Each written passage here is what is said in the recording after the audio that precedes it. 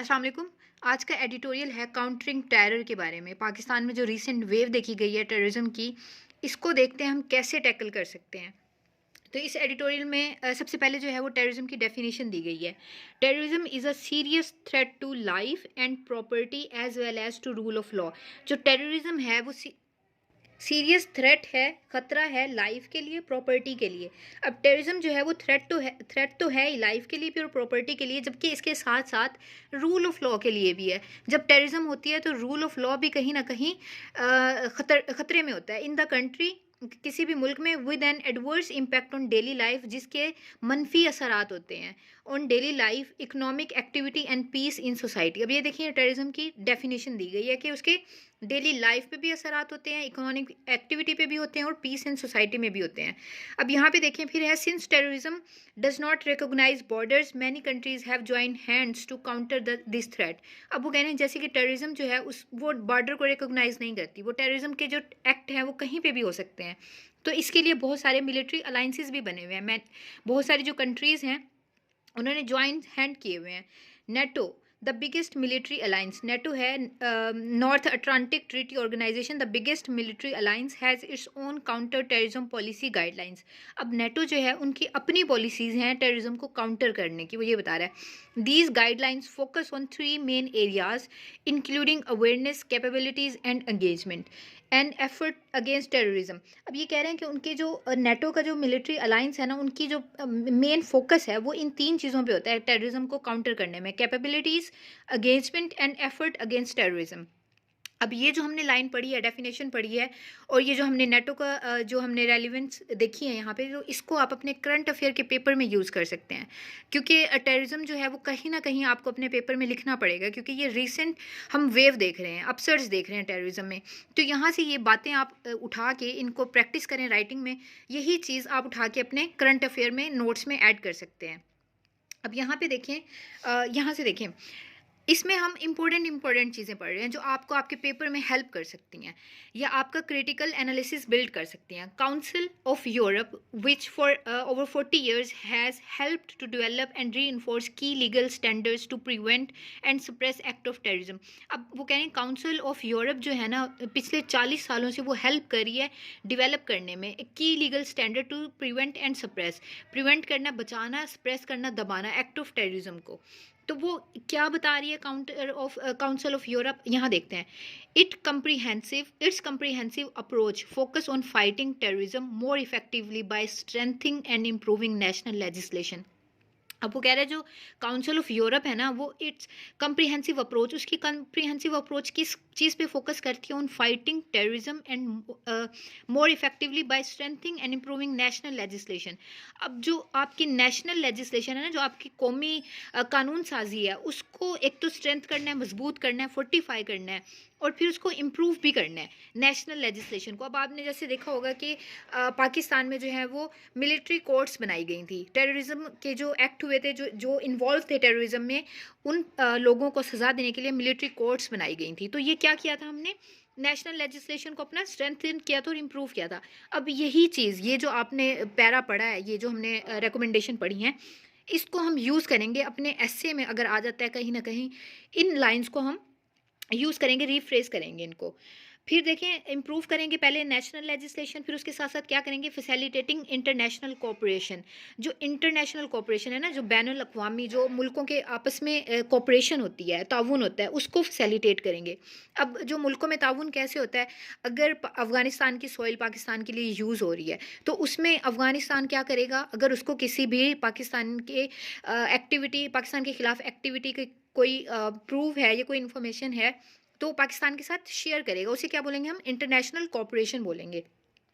However, it emphasizes full respect for human rights and the rule of law while endeavoring to bring terrorists to justice. अब इसके साथ साथ ये council of Europe क्या कर रही है? ये ह्यूमन राइट्स पे भी फोकस करती है और रूल ऑफ लॉ पे भी करती है, जबकि जो टेररिस्ट है ना, उनको उनके अंजाम तक पहुंचाने में भी ये फोकस करती है। Pakistan has the experience and expertise to successfully control terrorism in the country in the past.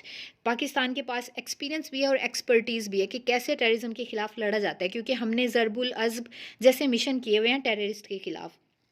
ठीक है, फिर यहाँ पे देखें, While those operation would require detailed plans, it must be remembered that instead of being reactive, a successful fight would necessarily require a proactive approach. अब जैसे कि हमने ये operations किए थे, ये हम जानते हैं कि ये operations जो होते हैं वो डिटेल्ड प्लान के साथ होते हैं। ऐसे नहीं होता कि आपको पता है तो आपने अटैक कर दिया टेररिस्ट के ठिकानों पे। इसके साथ एक डिटेल्ड प्लान होता है। तो इसके साथ साथ वो डिटेल प्लान के साथ साथ हमें ये भी याद रखना चाहिए कि successful fight would necessary require a proactive approach. आपको प्रोएक्टिव होना है। अब प्रोएक्टिव क्या होता है कि आपने पहले से ही इसके लिए एक्ट कर देना कि कोई टेररिज्म का एक्ट हो ही ना, बजाय इसके कि आप रिएक्टिव हो। रिएक्टिव होता है जब आप अटैक हो जाता है उसके बाद रिस्पॉन्ड करते हैं, और प्रोएक्टिव अप्रोच होती है कि अटैक से पहले ही आपने एक्टिव हो गए और आपने उस अटैक को बचा लिया। अब जो हमारा मेन फोकस है ना, वो हम देखते हैं कि इस टेररिज्म को काउंटर कैसे किया जा सकता है पाकिस्तान में। ये वो इंपॉर्टेंट पॉइंट हैं जो आप नोट्स बनाने हैं जिसके आपने। तो पहले देखें, intelligence requires putting together small and trivial piece of information to develop and formulate a clear picture.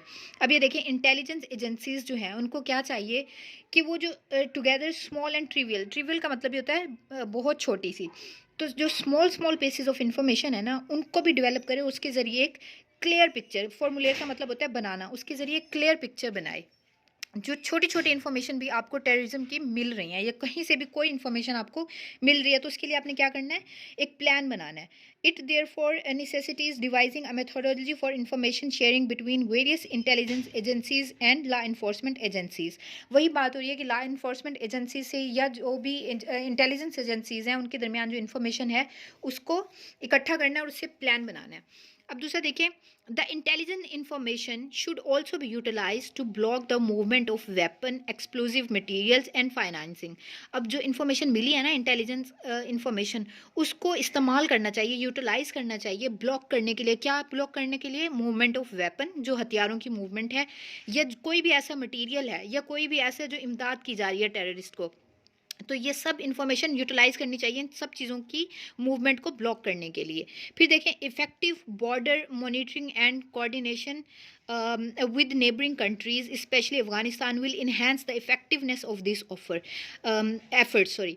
तो ये भी देखें, ये भी एक इम्पॉर्टेंट पॉइंट है कि जो इफेक्टिव बॉर्डर मॉनिटरिंग है ना, जैसे कि अब हमने अफगानिस्तान के बॉर्डर पे बाड़ लगाई है, तो ये क्या किया हमने, इफेक्टिव किया। और इसी तरह बॉर्डर के साथ साथ हमें क्या करना चाहिए, जो वहाँ से माइग्रेट हो रहे हैं जो लोग आते हैं पाकिस्तान में, या पाकिस्तान से जो लोग अफगानिस्तान में जाते हैं, तो इसको क्या बोलेंगे, इफेक्टिव बॉर्डर मॉनिटरिंग, कि उनकी थंब वेरिफिकेशन होनी चाहिए, इनको एक प्रॉपर डेटा होना चाहिए। और फिर उसके साथ साथ क्या होनी चाहिए, मॉनिटरिंग के साथ साथ कोऑर्डिनेशन होनी चाहिए विद नेबरिंग कंट्रीज़ के साथ।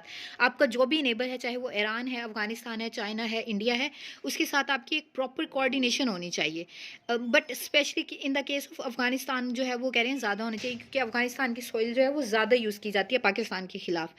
The safe city system installed in all major cities must be closely monitored and optimally utilized to track suspicious movement। अब वो कह रहे हैं सेफ सिटी सिस्टम जो होता है ना, उसमें सीसीटीवी कैमरास लगाए जाते हैं जो मेन रोड्स होती हैं सिटी की, जो मेन इंपॉर्टेंट मेजर सिटीज़ हैं, उनमें क्या किया जाए, सेफ सिटी सिस्टम इंस्टॉल किया जाए, सीसीटीवी कैमरास लगाए जाएं और क्लोजली मॉनिटर की जाए तमाम जो मूवमेंट है ना। और इससे क्या होगा, सस्पिशियस कहते हैं मशकूक मूवमेंट जो है उस पर नज़र रखी जा सकेगी।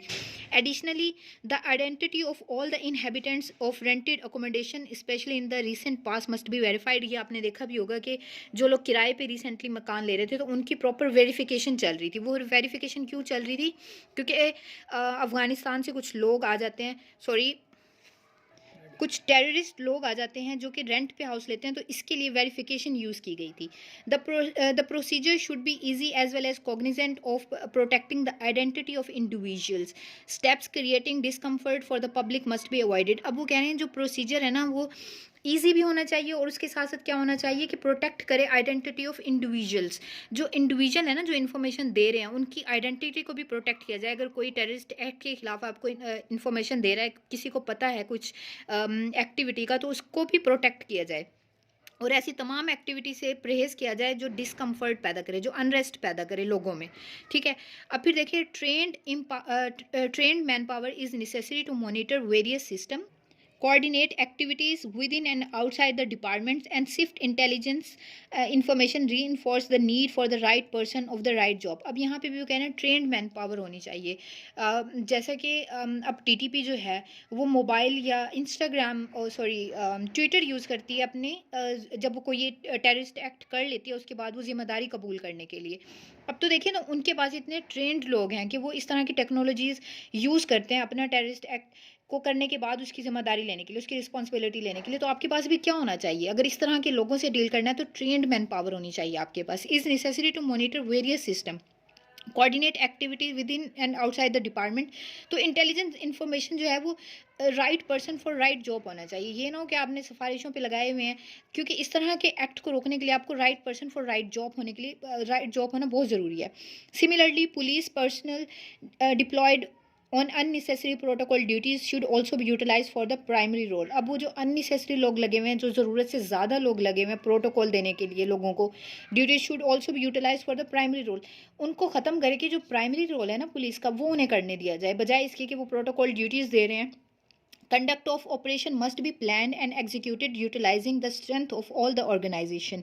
अब जो ऑपरेशन आपने कंडक्ट करना है या प्लान करना है उसको एग्जीक्यूट करने के लिए जो जो ऑर्गेनाइजेशन की ओरिजिनल स्ट्रेंथ है ना, जो तमाम स्ट्रेंथ है वो यूटिलाइज करनी चाहिए। अब पुलिस है तो पुलिस की तमाम स्ट्रेंथ, रेंजर है तो रेंजर की तमाम स्ट्रेंथ यूज़ करनी चाहिए किसी भी ऑपरेशन को प्लान और एग्जीक्यूट करने के लिए। As was done in the past operation must be plan jointly. जैसे कि पाकिस्तान ने प्रीवियसली माजी में जो ऑपरेशन कंडक्ट किए हैं उसी तरह उनको ज्वाइंटली इकट्ठा होकर प्लान करना चाहिए। To avoid antagonistic innocent people and creating more adversaries the employment of force must however be planned with the highest consideration for avoiding collateral damage. अब वो कह रहे हैं कि कोलैटरल डैमेज से बचना चाहिए लोगों को। मतलब अब जैसे अमेरिका ने किया था, ड्रोन अटैक किए थे, तो उस ड्रोन अटैक में क्या हुआ था, जो मासूम लोग थे ना वो भी मारे गए थे। तो उस मासूम लोगों के लोगों के जो वारिस होते हैं ना वो फिर टेररिस्ट एक्ट करना स्टार्ट कर देते हैं लोगों का बदला लेने के लिए। तो इस चीज़ को अवॉइड करना है, आपने कोलैटरल डैमेज से बचना है। अब देखिए Pakistan bringing an end to terrorist act is not a choice but a compulsion. Terrorism को ख़त्म करना हमारी चॉइस नहीं है, ये लाजमी है हमारे लिए। पाकिस्तान इन the past has won this war and it can do so again using its experience and expertise.